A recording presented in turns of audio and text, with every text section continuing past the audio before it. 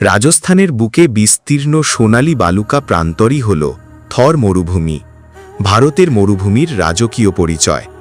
প্রায় 2 লক্ষ বর্গ কিলোমিটার এলাকা জুড়ে বিস্তৃত এই মরুভূমি, যেখানে গ্রীষ্মে তাপমাত্রা পৌঁছায় 50 ডিগ্রির কাছাকাছি।